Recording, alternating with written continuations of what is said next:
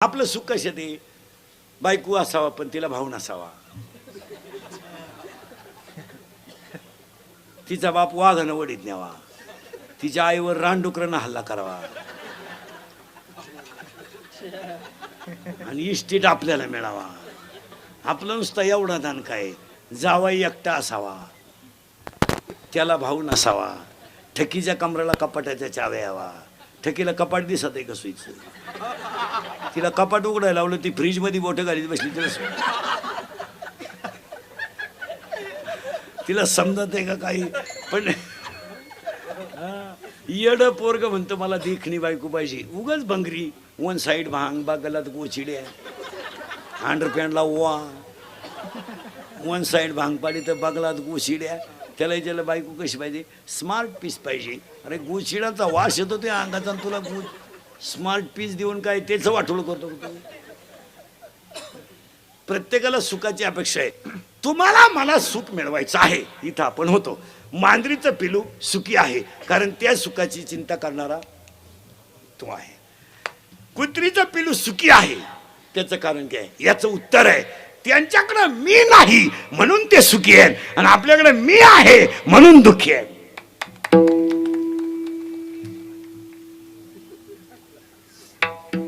आपण बांधला बंगला, आपल्या बापाला नाही जमलं. अरे तुझ्या बापाला जर जमलं नसतं, तू पागल बिगल. ज्यांनी ज्यांनी हायवेला जमिनी विकल्या आणि ज्यांनी घेऊन हॉटेल टाकले, त्या जमिनीचे मालक त्या हॉटेलमध्ये वेटर आहेत.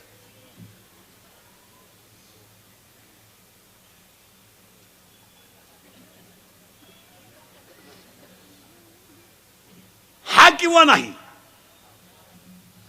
का?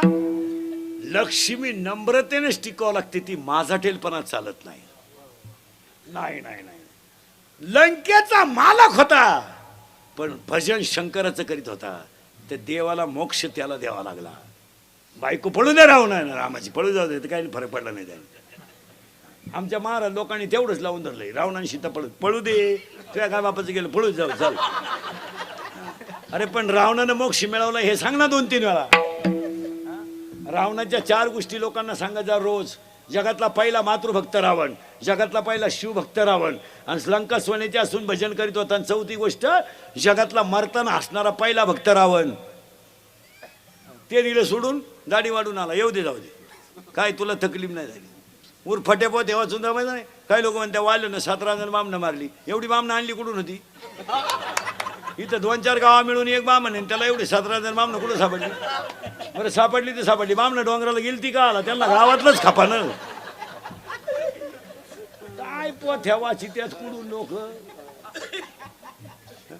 अरे वाल्यानं 17 जण मारली नाही टाळकरी मंडळी. वाल्यासारखा जगातला भाग्यवान माणूस नव्हता, त्याला नारद स्वतः भेटायला गेलता. एवढा नशिबान माणूस होता. चंद्रामृत सुखा शेवेल असता जाता रवी धरवेल. पण नारद इतका भाग्यवान की त्याला देव वाल्या इतका भाग्यवान का त्याला नारद भेटायला गेला. का? त्याला फक्त संगत वाईट होते, नाही तर साधूच होता तो. आपण ते दिलं सोडून वाल्यानं माणसं मारली. मारू दे. हे धनुष्य जो उचलेल त्याला माझी सीता माळ घालेल. कोणाचं वाक्य? जनकाचं. आता लय बारीक आहे का बरं? जनकाचं वाक्य. पूर्वी कुणालाही नाही द्यायची. पूर्वी असा नियम होता महिला मंडळ, मुलीचं लग्न बाप जमवायचा असा नियम होता. आणि बाप ज्या घरात देईल त्या घरात पोरीनं नांदायचा असा नियम होता. आता बापालाच व्हॉट्सअपला माहीत झालं, जायला गुड्डी गेली का आपली. मग गुड्डीची आई म्हणली अहो गुड्डी नाही तशी दिसती. ती दिसती म्हणजे कालपासून गुड्डी करत नाही म्हणते दिसती. आता आंधळ दळीत आहे. आता काय समाजानं ते सगळं सोडून दिलं महाराज. जनकानं सांगितलं मी पोरगी देईल, पण अशा भंगाराला देणार नाही. ज्याच्यात घमेंड त्यानं धनुष्य उचलायचं, सीताने यायची. अक्कल बंद झाली लोकांची. पण काहींना वाटलं धनुष्य म्हणजे किरकोळ आहे. ते आले पाहाला, धनुष्य पाहिले होते, म्हणजे सीता नको, जगणारच नाही आपण. ते सीता उचलून काय करणार? म्हणजे हाय ती रांडकी व्हायची. ते चालले निघून. त्याला विचारलं का हो चाललंय? पाहायला आलतो म्हणले. सीता बिता नको आम्हाला, काय करत आम्हाला सीतेचं? सीतेचं आम्हाला काय करत? मग काय झालं, या पठ्ठ्याला आमंत्रण नव्हतं. कोणला? रावणाला. पण आलाच का? का?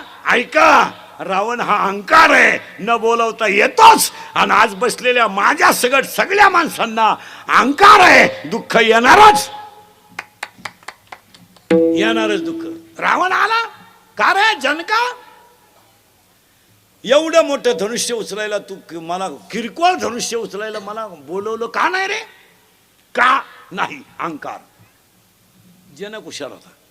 जनका सांगितलं असं रे, कारण एवढं किरकोळ धनुष्य उचलायला तुम्हाला बोलवणं म्हणजे तुमच्या शक्तीचा अपमान आहे. बिघडलं रावण. रावणाला काय मांड्यात वाजवायचा नुसता रावण मांड्या वाजवायचा. सीतेला वाटलं एक आता पळवणार आपल्याला. सीतेने या बाकीच्या देवांना हाका मारले, खंडोबा, बैरोबा, बिरोबा, हे नंगाड देव. यांना सांगितलं तुम्ही धनुष्याच्या टोकावर बसा. ते धनुष्याच्या टोकावर बसले. रावणानं धनुष्य उचललं, 2-4 बरगाड्या मोडल्या. रावण मिळालं बिलं नाही, फक्त कणायचं रावण. रावणाच्या प्रश्न मी विचारणार बरं का, आता उत्तर तुम्ही द्यायचंय. रावणाच्या अंगावर पडलेलं धनुष्य उचलायला 200 माणसं लागली. एवढं जड धनुष्य होतं ते. ते धनुष्य सीता अंगणात घेऊन घोडा घोडा खेळत होती, तर ती सीता रावणानं उचलली कशी?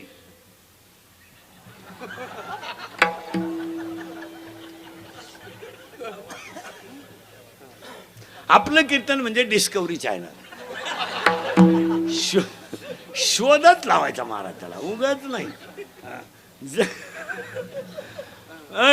रावणाच्या अंगावर पडलेलं धनुष्य उचलायला 200 माणसं लागली. आणि आमची कीर्तनकार मंडळी म्हणती दाढी वाढून आला आणि सीतेला कवळी मारली.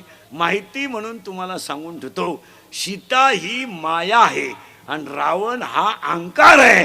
अहंकाराबरोबर माया जाणारच आणि दोन्हीमुळे दुःख येणारच. तुम्हाला मला काय आलंय? अहंकार. काय आली? माया. आणि संपलो आपण. अजून तर काहीच नाही. महिला मंडळ, हे राजाराम भाऊंचा आदर्श घ्या. एवढा मोठा फेस्टिवल त्यांनी मांडला ना, 3 गोष्टी करा. पटलं तर हा म्हणा. आणि हे इंदुरीकडचं कीर्तन आहे. आपल्या कीर्तनाला पटलं तर हा म्हणायचं, नाही पटलं तर नाही म्हणायचं. आपल्याकडं नाही लय उत्तर आहे, हा लय उत्तर आहे. पण भामट्यावानी कीर्तन ऐकायचं नाही. आम्ही म्हणायचं बैल गा बनन, तुम्ही म्हणायचं त्याच्या दुधाचा चहा. मी मरल ना महाराज, म्हणजे मरल नाही मी 5-25 वर्ष, पण तुम्हाला आपली रोज आठवण येणार, ध्यानात ठेवा. आज ह्या बिचाऱ्यांना संस्कृती जतन करण्यासाठी एवढा मोठा कार्यक्रम केला. आज अशा कार्यक्रमांमुळे सामाजिक प्रबोधन होऊन संस्कृती जतन होणं काळाची गरज आहे. अशातून शालेय कार्यक्रम आहेत, गायनाचा कार्यक्रम